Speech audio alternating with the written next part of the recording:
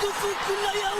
بابا يا بابا يا بابا يا بابا. اولالا اولالا اولالا اولالا. اللي يوزع فريقين ثلاثة ولا أكثر؟ أكثر. حاتم طرابلسي أمس قال بأنه يرشح الكاميرون وكوت ديفوار والسنغال. كوت ديفوار سنغال للنهائي، أو على أقل تقدير أن يصلوا إلى أبعاد نهائية في البطولة.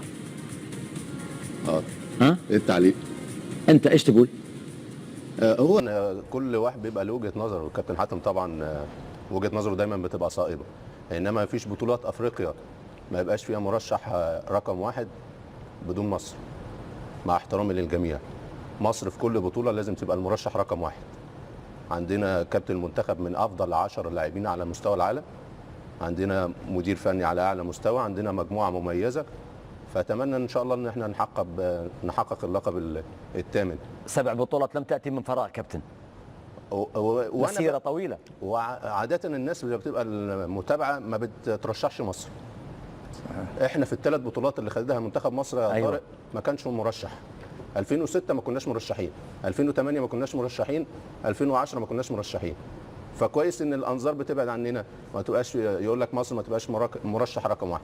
فاتمنى ان شاء الله الاولاد يكون عند حسن الظن، وان شاء الله ونقدم بطولة كويسة وناخد اللقب الثامن ان شاء الله.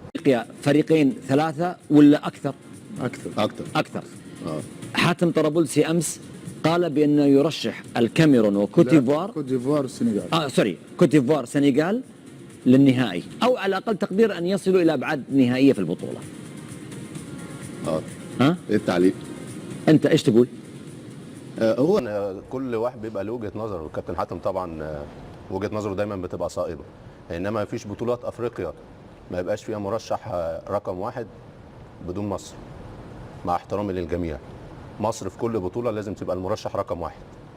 عندنا كابتن المنتخب من افضل 10 لاعبين على مستوى العالم، عندنا مدير فني على اعلى مستوى، عندنا مجموعه مميزه، فاتمنى ان شاء الله ان احنا نحقق اللقب الثامن. 7 بطولات لم تأتي من فراغ كابتن، مسيرة طويلة. وعادة الناس اللي بتبقى المتابعة ما بترشحش مصر. احنا في ال3 بطولات اللي خدها منتخب مصر يا طارق ما كانش مرشح.